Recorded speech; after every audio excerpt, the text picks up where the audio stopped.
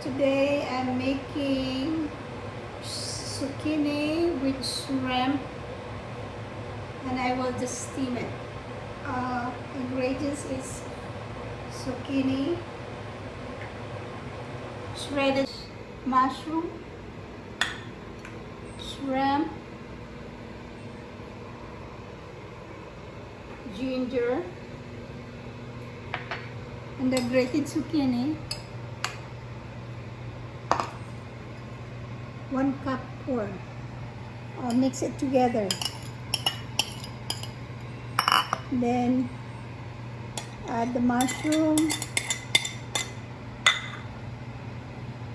Add the green onions. Peppers. Soy sauce. 2 teaspoons of soy sauce, oyster sauce,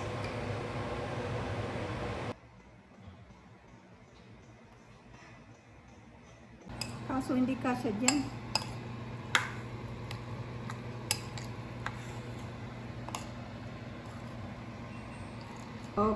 Sesame oil.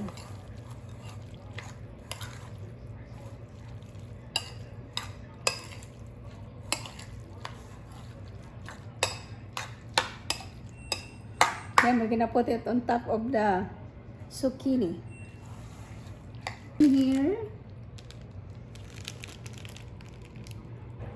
make sure everything is filled up until on top.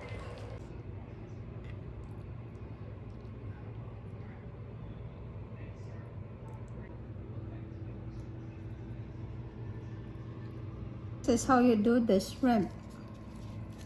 You make a hole in the middle and then just insert it and put it way up like this.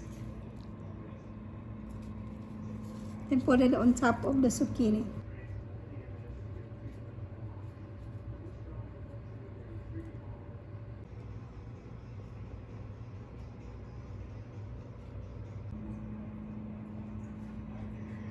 For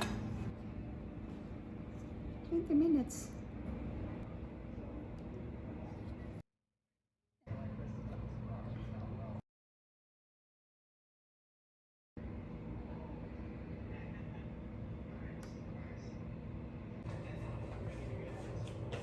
Sauce.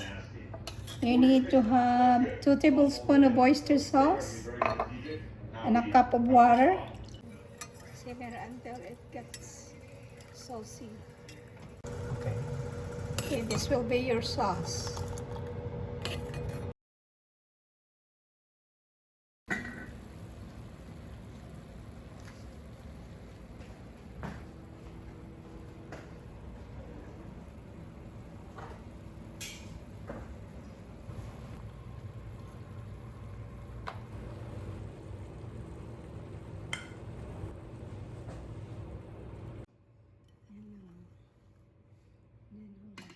Just keep doing it because I'm gonna add the sauce.